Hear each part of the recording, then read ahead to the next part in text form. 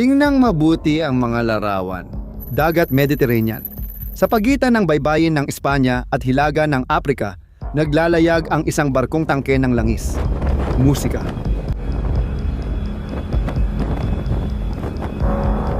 Pero hindi alam ng tripulante na mabilis nang papalapit ang mga helikopterong militar ng Pransya. Sa mga susunod na minuto, mapuputol ang isa sa pangunahing pinansyal na ugat ng digmaan ni Vladimir Putin. Nagsisimula nang bumaba ang mga komandong pandagat ng Pransya gamit ang mga lubid mula sa mga helikopterong NH-70, lubos na armado at may kumpletong kagamitan. Paalam. Lumapag sila sa gumagalaw na barko at labis na nagulat ang mga tripulante.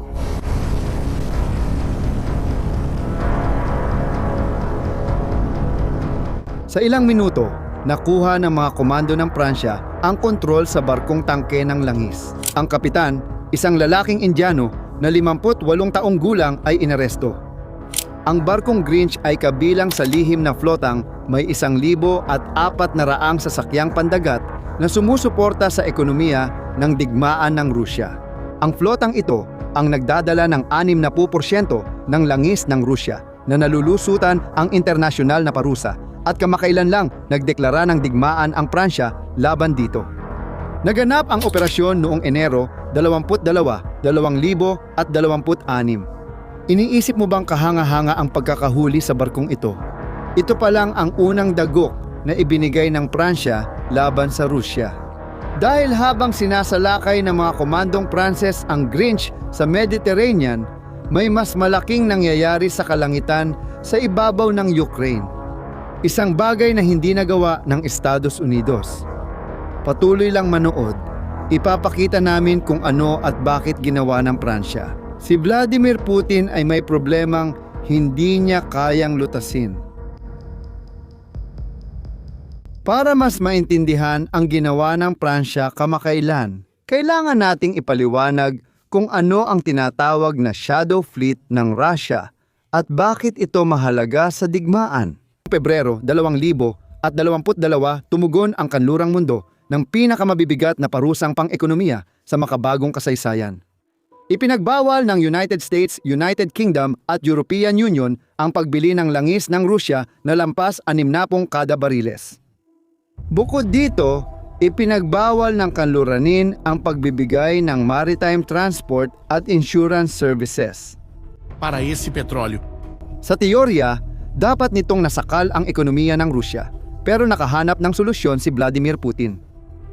Bumili siya ng mga lumang barko mula sa iba't ibang bansa na hindi na ginagamit ng mga kilalang kumpanya. Mga oil tanker na 20, 25, minsan 30 taon na ang tanda. Mga barkong teknikal na dapat ay retirado na. Doon ipinanganak ang Shadow Fleet. Ang mga barkong ito ay kumikilos sa paraang imposible para sa karaniwang komersyal na barko. Pinapatay nila ang tracking system para mawala sa internasyonal na radar. Madalas silang nagpapalit ng bandila at nagre-rehistro sa mga bansang may kaunting regulasyon gaya ng Uros, Gabon, Barbados at Liberia. Mga lugar na bihira tanungin ng autoridad. Naglalayag sila ng kulang sa insurance kaya mataas ang panganib sa kalikasan. Kung lumubog ang isa sa mga barkong ito na may milyon-milyong litro ng langis, walang maaasahang insurance na magbabayad para sa mga pinsala. Si Grinch ang perpektong halimbawa nito. Itinayo noong 2022 taong gulang na ang barko. 5 beses nang nagpalit ng pangalan at bandila sa 4 na taon, bago Hulyo 2022 ang pangalan nito. Ang barko ay rehistrado sa Comoros, isang maliit na bansang pulo sa baybayin ng Afrika na bihirang alam ng karamihan sa mapa. Comoros, kilala ito bilang bandila ng kaginhawaan, bansa kung saan pwedeng magparehistro ng barko nang hindi dumadaan sa mahigpit na inspeksyon. Nang suriin ng French Commando ang mga dokumento ng barko, nadiskubre nilang peke rin ang kahina-hinalang rehistrasyon nito. Naglayag ang barko sa peking bandila. Kritikal ito mula sa legal na pananaw ayon sa United Nations Convention on the Law of the Sea. Karaniwang may proteksyon ang mga barko mula sa bansa ng kanilang rehistro. Pero nagiging walang bansa ang barkong gumagamit ng pekeng bandila. At ang mga barkong walang bansa ay maaaring lapitan at hulihin ng kahit anong puwersang pandagat na makatagpo sa kanila. Eksaktong iyon ang ginawa ng Pransya. Umalis si Grinch mula sa daungan ng Murmansk sa rehiyong Arktiko ng Rusya na may dalang krudong langis. Naglayag siya sa Hilagang Atlantiko, dumaan sa Strait ng Gibraltar papuntang Mediterranean at sinuportahan ng United Kingdom ang Pransya. Sinundan ng maliit na barko ng Royal Navy, Her Majesty's Ship Dagger, si Grinch pagpasok niya sa Strait ng Gibraltar. Ang Her Majesty's Ship Dagger ay isang kahanga-hangang barko. May habang 19 na metro, pinapagana ito ng water jet engine na nagpapabilis hanggang 41 knots o 76 km/h sa tubig. Ito ay espesyal na dinisenyo para sa mga operasyon ng pagbabantay sa makikitid na tubig. Nakabase sa batuhan ng Gibraltar, sinubaybayan ng Her Majesty's Ship Dagger ang bawat galaw ni Grinch. Kinuna ng litrato ang barko, inirecord ang bilis nito, ang direksyon at ang posisyon nito sa tubig. Ibinahagi ang datos sa Pransya na naglunsad ng operasyon ng pagharang. Nang nasa gitna na ng dagat ng Alborao si Grinch, sa pagitan ng Espanya at Morocco, umatake ang mga helikopter ng Pransya. Matapos mahuli, inilihis ang barko sa daungan malapit sa Marsella at nananatili roon habang iniimbestigahan ng mga awtoridad ng Pransya. Hindi sinadyang kooperasyon ito ng Pransya at Reino Unido. Bahagi ito ng koordinadong estratehiya para wasakin ang Shadow Fleet ng Rusya sa pamamagitan ng pag-atake sa mga barko. Hindi lang si Grinch ang target. Ilang araw bago nito, nahuli rin ng United States ang isa pang Shadow Fleet ship sa mas dramatikong operasyon. Ang barkong dating Bella I ay nahuling nagdadala ng langis mula Rusya papuntang Venezuela nang harangin ito ng puwersang Amerikano. May ginawa ang tripulasyon na kakaiba sa gitna ng karagatang Atlantiko. Pinalitan nila ang pangalan ng Bella I bilang Marinera, binago ang bandila mula Guyana sa Rusya at nagpatuloy sa pagtakas. Naglayag ang barko ng malayo. Habang hinahabol, 17 beses niyang pinatay ang sistema ng pagsubaybay para lituhin ang mga humahabol. Nagkaroon siya ng 300 at 79 na kahina-hinalang pagkikita sa ibang mga sasakyang pandagat. Sa unang pagkakataon, binigyan ng pansamantalang rehistro ng pamahalaang Ruso ang barkong tumatakas para protektahan ito. Pero hindi sumuko ang Estados Unidos. Sa tulong ng logistikal na suporta mula sa Britanya, tulad ng mga base, barkong supply at eroplano ng pagmamanman, na-intercept ng puwersang Amerikano ang Marinera sa Escocia at Iceland. Nahuli ang barko at kapitan. May ulat na nagpadala ang Rusya ng submarino para samahan ang barko, pero nabigo ito. Ang pagkakahuli kina Grinch at Marinero ay malinaw na mensahe. Hindi na invisible o untouchable ang Shadow Fleet. Bawat barkong nahuhuli ay nagpapataas ng halaga ng insurance, nagpapataas ng panganib para sa mga tripulante, at nagpapalaki ng diskwento na kailangang ialok ni Putin para makahanap ng mga mamimiling handang sumugal sa panganib. Ang fleet na ito ang nagdadala ng 60% ng langis dagat ng Russia. Kasama rito, ayon sa konserbatibong tantiya, mga 1,400 barko. Sa mga ito, 921 ang may parusa mula sa kahit isa sa 3 pangunahing kanluraning blok. Gumastos si Putin ng 14 bilyon sa network na ito na ngayoy direktang inaatake. Kahit akala niya ay hindi makikita ang flotang ito. Nagkamali siya at ito ang unang problema niya. Dahil habang inaatake ng Pransya ang Shadow Fleet sa Mediterranean, may mas matindi pang nangyayari daan-daang kilometro sa itaas ng Ukraine. Noong Enero 15, 2026 nag-anunsyo si Pangulong Emmanuel Macron ng Pransya sa kanyang talumpati para sa French Armed Forces. Ibinunyag niya na ang Pransya na ngayon ang nagbibigay ng 2/3 ng lahat ng military intelligence na ginagamit ng Ukraine para tukuyin at atakihin ang mga target ng Russia. 2. Ibig sabihin, nalampasan na ng Pransya ang Estados Unidos bilang pangunahing intelligence source para sa Kiev. At gusto mong malaman kung paano ito naging posible? Nasa kalawakan ang sagot. Sa loob ng 20 taon, nagtayo ang Pransya ng spy satellite constellation na kasabay ng kahit anong sistema sa mundo. At ngayon, ang mga satellite na ito ay nakatutok ng buo sa labanan sa Ukraine. Ang pangunahing sistema, CSO, ay binubuo ng 3 satellite na may kanya-kanyang tungkulin. Ang una ay lumilipad sa 800 kilometro taas at nagbibigay ng pangkalahatang tanawin ng labanan. Ang mga kamera nito ay kumukuha ng mga larawan na may resolusyon na 35 cm bawat pixel. Ibig sabihin nito ay kaya nitong tukuyin ang mga kumpol ng mga armored na sasakyan, mga posisyon ng artileriya at mga imbakan ng bala. Ito ang satellite para sa estratehikong pagmamanman. Mas kahanga-hanga ang pangalawang satellite, lumilipad ito sa mas mababang taas na 480 kilometro. Ang lapit na ito ay nagbibigay daan sa isang pambihirang resolusyon na 18 sentimetro bawat pixel. Dahil sa kalinawang ito, natutukoy ng mga analista hindi lang ang presensya ng tangke, kundi pati eksaktong modelo nito. Nakikita nila ang mga marka ng pagkakakilanlan at napag-iiba ang totoong kagamitan sa peking inflatable na tangke ng Russia na panlinlang sa mga pag-atake. Ang problema sa mababang paglipad ay may bakas pa rin ng atmosfera sa taas na ito. Ang satellite ay patuloy na nasisira. Tinatayang 10 taon lang ang itatagal ng buhay nito. Inilunsad ito noong 2020. Kailangan itong palitan sa 2030 pero habang gumagana pa, mapaminsalang sandata ito ng digmaan. Ang ikatlong satellite ay lumilipad sa parehong taas ng una pero nasa ibang posisyon. Tungkulin nito ang regular na pag-update ng mga larawan. Pagkatapos kumuha ng larawan ng unang satellite, susunod ang ikatlong satellite sa parehong lugar makalipas ang ilang oras para mag-update. Tinitiyak nito na may impormasyon ang Ukraine na di lalampas sa 12 oras ang tanda.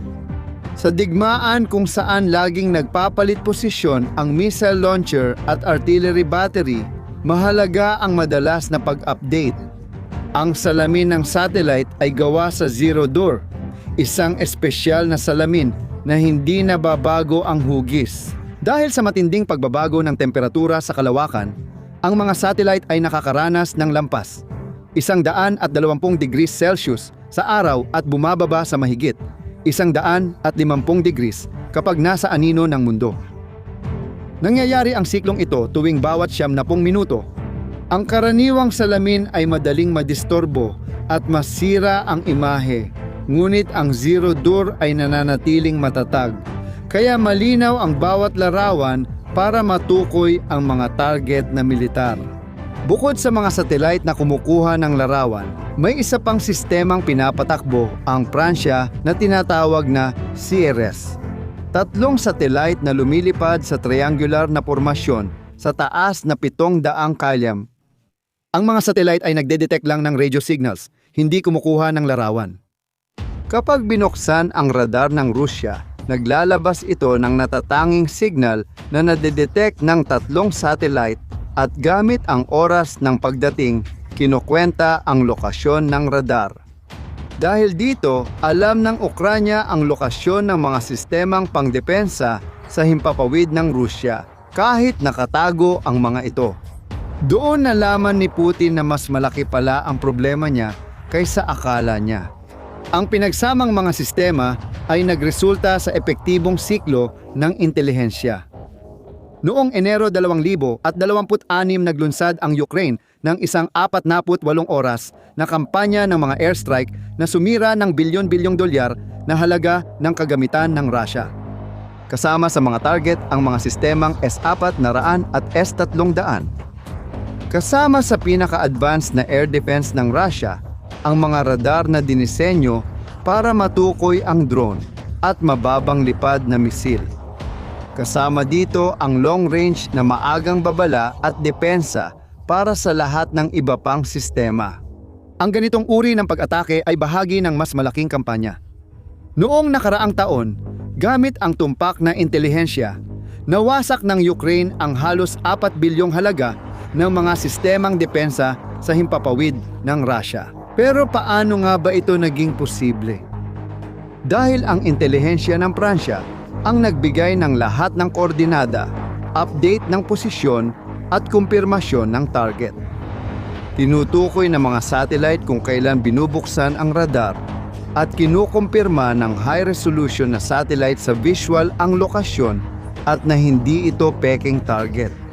Inilunsad ng Ukranya ang pag-atake at ilang oras matapos nito, kinumpirma ng isa pang satellite ang pagkasira. Ang ganitong digmaan na ginagabayan ng space intelligence ay mahirap isagawa ng consistent kahit para sa Estados Unidos.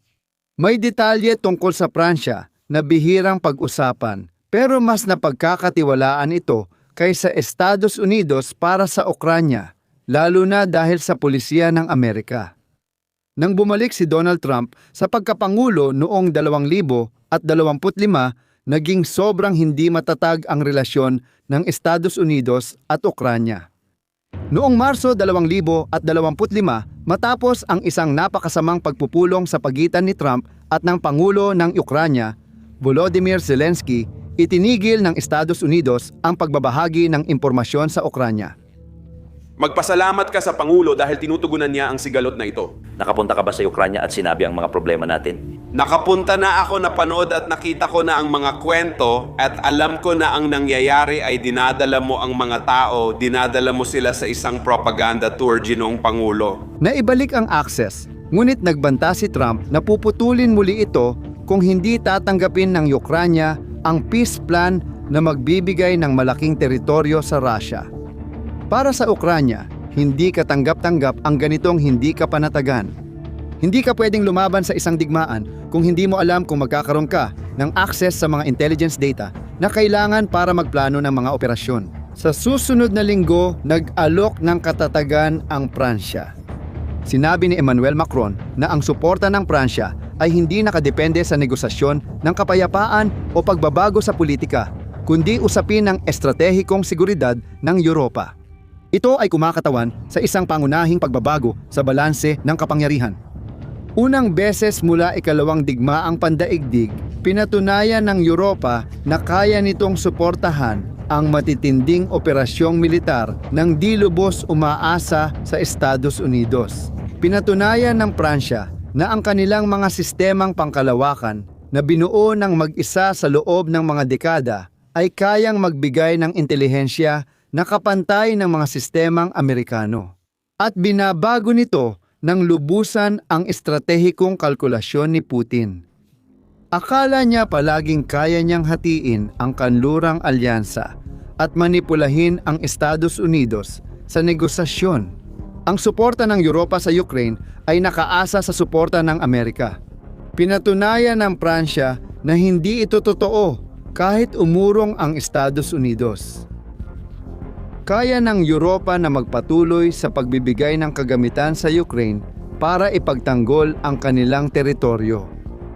Hindi inasahan ni Putin ang pagkakahuli kay Grinch at pagiging dominante sa intelligence ng kalawakan.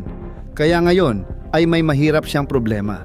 Ang kanyang Shadow Fleet ay nasa ilalim ng pisikal na pag-atake at ang kanyang mga puwersa sa Ukraine ay sinusubaybayan ng mga satellite na hindi niya kayang pabagsakin. At ang alyansang akala niyang masisira ay mas lalo pang tumibay. Para kay Vladimir Putin, naging problema na ang Pransya na hindi niya masolusyonan. Sa tingin mo ba magsisimula na ring manghuli ng Shadow Fleet ng Russia ang ibang bansa? Sino sa tingin mo ang susunod na kikilos? Ibahagi ang iyong opinyon sa mga komento. Kung nagustuhan mo ang nilalaman, ibahagi ito sa iba at mag-subscribe sa channel para sa higit pang pagsusuri. Hanggang sa muli.